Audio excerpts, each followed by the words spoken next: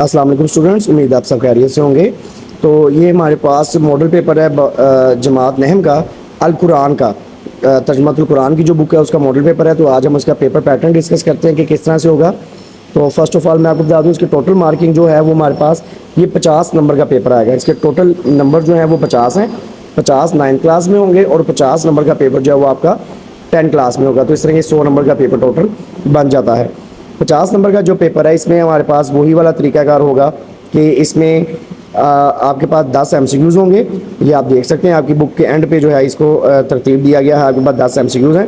اور پھر اس کے بعد ہمارے پاس اس میں جو اس کا الگ دوسرا پورشن آتا ہے، یہ حصہ معروضی تھا، اور اس کے بعد یہ حصہ انشائیہ آتا ہے جس میں ہمارے پاس یہ آپ دیکھ سکتے ہیں کہ 8 شارٹ کوسچن ہیں، اور آپ نے 8 میں سے 5 شارٹ کوسچنس کو جو ہے وہ اٹیمپٹ کرنا ہے۔ اور یہ نارملی ویسے اگر اس کا ٹرینڈ دیکھا جائے تو ایکسرسائز کے پیچھے جو شارٹ کوسچنز وغیرہ ہوتے ہیں انہی میں سے یہ شارٹ کوسچن جو ہے وہ پوچھے جاتے ہیں۔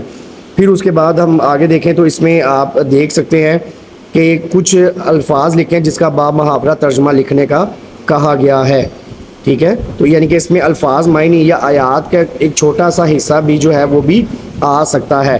پھر اس کے بعد کوسچن نمبر جو 3 آتا ہے اس میں وہ ہے الفاظ معنی۔ آپ کے پاس 8 الفاظ آتے ہیں عربی میں، جن میں سے آپ نے 5 اٹیمپٹ کرنے ہوتے ہیں، اور ایک نمبر کا جو ہے یہ الفاظ معنی ہوتے ہیں جن کا آپ نے آنسر دینا ہوتا ہے۔ الصلاۃ ہے، اس کو ہم نماز بھی کہہ سکتے ہیں، دعا بھی کہہ سکتے ہیں، ٹھیک ہے۔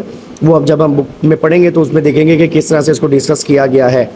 اور پھر اس کے بعد جو کوسچن نمبر 4 ہمارے پاس آتا ہے، کوسچن نمبر 4 میں ہمارے پاس آپ دیکھ سکتے ہیں کہ 5 آیات ہیں، اور ان 5 آیات میں سے ہم نے 3 آیات جو ہیں ان کو اٹیمپٹ، تو یہ 5 میں سے آپ نے 3 آیات کرنی ہے، اور اس یہ 3 نمبر کی جو ہے نا آیات ہیں، اور آپ نے ان کا ترجمہ لکھنا ہوتا ہے۔ اس کے بعد جو آخری چیز اس میں ہمارے پاس موجود ہے وہ ہمارے پاس اس طرح سے ہے کہ ایک آپ کے پاس لانگ کوسچن آئے گا، اور اس لانگ کوسچن کو آپ 2 لانگ کوسچن آئیں گے، اور اس میں سے آپ نے ایک لانگ کوسچن کو جو ہے وہ اٹیمپٹ کرنا ہے جو 10 نمبر کا ہوگا۔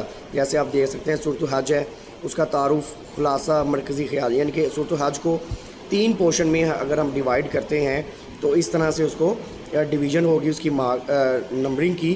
اور سورۃ الفرقان ہے تو اس کا بھی تعارف، مرکزی خلاصہ ہے اور مرکزی مضمون ہے۔ تو ان 2 لانگ کوسچن میں سے جو 10 نمبر کا ہے، ایک لانگ کوسچن جو ہے نا آپ نے اٹیمپٹ کرنا ہے۔ اس طرح سے یہ آپ کا جو 50 نمبر کا پیپر ہے یہ اس طرح سے اس کو ترتیب دیا گیا ہے۔ Thank you so much.